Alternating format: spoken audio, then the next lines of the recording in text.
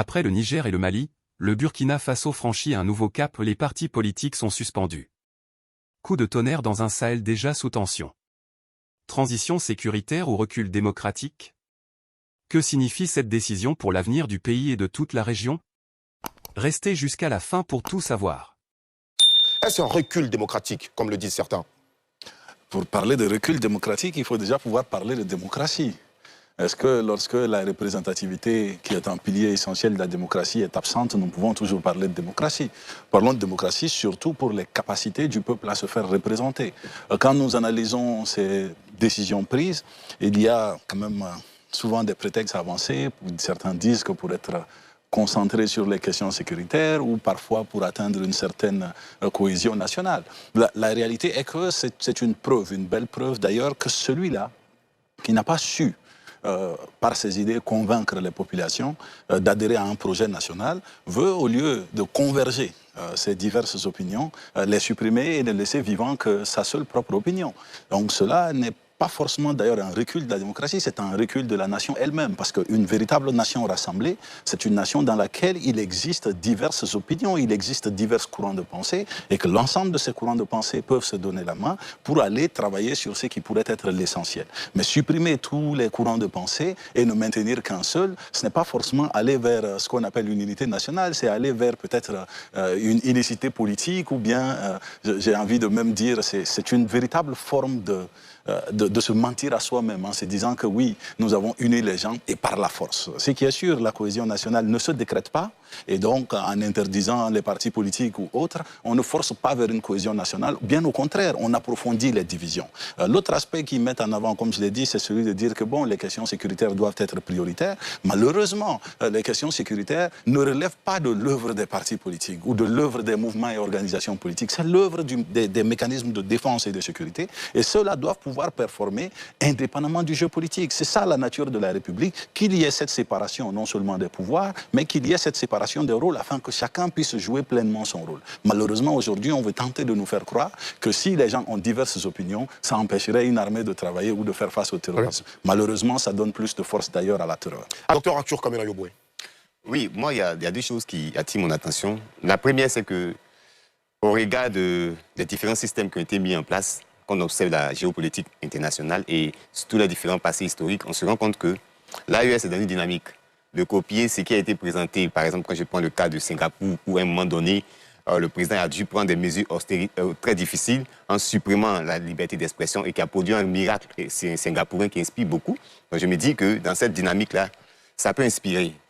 L'autre chose que j'observe, c'est que les réalités de 1960 ne sont pas les réalités de 2026, dans la mesure où aujourd'hui nous sommes dans un espace géoplanétaire très ouvert, où tout ce que vous faites est analysé et la capacité à étouffer la liberté d'expression se réduit de jour en jour. C'est pourquoi pour moi la suppression des partis politiques se présente même comme le fondement de la menace et de la stabilité de ces espaces-là. Parce que si moi j'avais sincèrement une orientation à donner en termes d'approche, ce qui était souhaitable, c'était de laisser les partis politiques, parce que ça permet de voir autrement et d'ajuster votre politique et surtout de convaincre vos adversaires. Parce que lorsque vous supprimez les partis politiques, quel est l'effet induit? C'est que ces personnes qui n'ont pas la capacité de s'exprimeront autrement. Alors que vous, dans votre manière de vous exprimer autrement, vous avez pris les armes pour arriver au pouvoir. Donc moi, c'est cette ambivalence-là que je questionne et je me dis que le fait de supprimer les partis politiques est la source même d'une probable déstabilisation et qui pourrait revenir même de la population. Ah, c'est bon, Josias. Alors pour parler de recul des démocraties, je pense qu'il faut se questionner déjà et regarder si on est déjà en démocratie. Au Burkina, on est plein en démocratie depuis un bon moment. Et le 1er avril 2025, c'est le président lui-même qui le disait. Le président de la transition, Ibrahim Traoré, qui disait, pour citer rapidement, il faut le rappeler, ici, nous ne sommes pas en démocratie. Nous sommes en révolution progressiste populaire. Alors, la révolution progressiste populaire, c'est la façon néo de ce qui était à l'époque la RDP, la révolution démocratique et populaire, qui a été initiée à partir du 4 août 1983 par M. Sankara.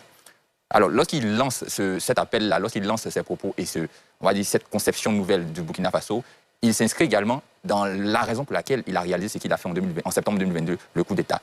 Il est venu pour une révolution. Et lorsqu'on parle de révolution, on parle de changement généralement radical et direct du système, qu'il soit social, politique, dans lequel on se trouve.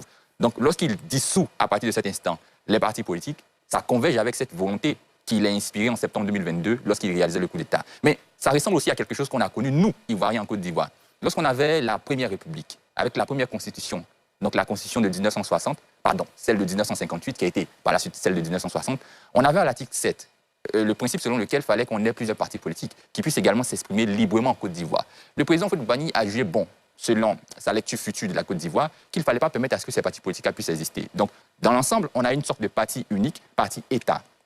Quelle a été la finalité? On a eu par la suite, en avril 1990, le retour du multipartisme. Mais on a connu, avant d'arriver en 1990, une sorte d'évolution économique, de progression du pays. On a parlé même du miracle ivoirien. Alors, si on renvoie ça au cas du Burkina Faso, la question, à mon sens, ce n'est pas réellement ou forcément de savoir si on recule en termes de démocratie, mais quel pourrait être l'impact de cette décision-là. Alors, lorsque on est confronté au cas du Burkina Faso, qui est plutôt sécuritaire, à mon sens, que toute autre chose, est-ce que dissoudre les partis politiques pourrait nous permettre à la réalité de répondre à la question sécuritaire? Alors, il y a l'argument qui est avancé par le ministre de l'Intérieur du Burkina Faso qui dit que le problème ici, c'est la divergence qui est créée par les partis politiques. Parce qu'il veut faire monter, il veut montrer également une conception claire du Burkinabé et du Burkina Faso qui va permettre à ce qu'on puisse, comme le combat de M. Sankara, permettre et évincer tous ceux-là qui sont dans le Burkina Faso et qui pourraient peut-être un jour servir les intérêts néo-impérialistes qui sont défendus par d'autres puissances. Donc, si on ne permet plus à ce que ces partis politiques-là puissent aller dans un discours ou conduire les citoyens dans une conception différente du message qu'on veut véhiculer, ça s'inscrit logiquement dans ce qu'on veut réaliser.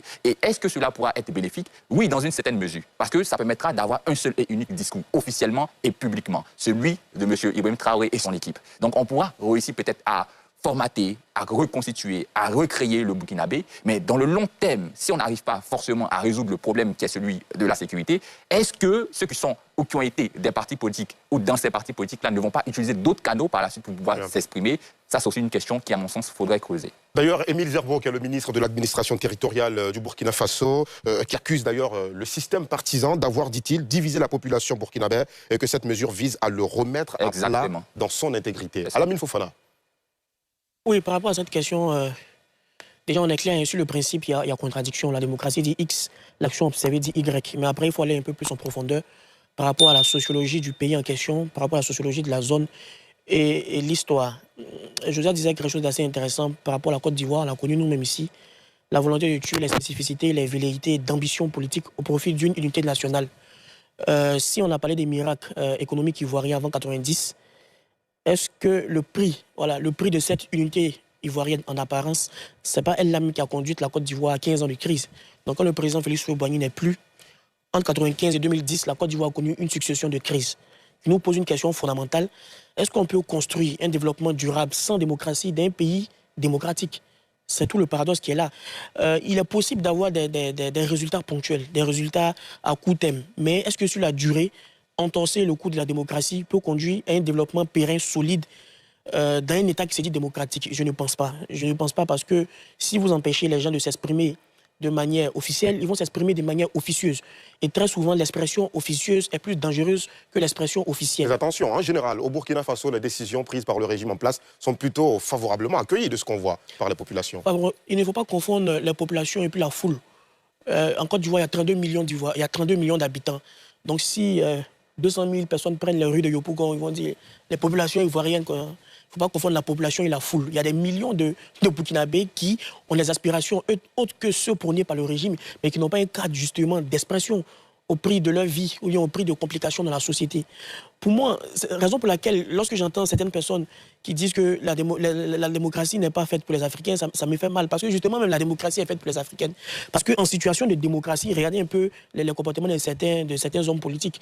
Tout continent, tout pays confondu, ce n'est pas seulement les États de l'AES. Donc imaginez s'il n'y avait pas ce minimum démocratique-là qui essayait de pouvoir encadrer les choses. Donc c'est une autre dérive parmi une série de dérives connues ultérieurement. Avant de parler de démocratie, la clé de la démocratie, c'est la loi. Si la loi n'arrive pas à être générale et impersonnelle, on se retire plus de la démocratie. L'égalité, la liberté, les critères de la démocratie, c'est encore compliqué. Maintenant, ici, on arrive à un niveau où on essaie de fermer le pluralisme démocratique, ce qui est assez grave. Parce que dans un pays rempli d'intellectuels et de personnes intelligentes, il ne peut pas avoir une seule intelligentsia capable de pouvoir détecter les problématiques, actionner les solutions et puis résoudre les problèmes de la population. Ce n'est pas possible. La raison pour laquelle la démocratie, c'est qu'on n'a pas les mêmes manières de penser. Et la vérité souvent naît dans la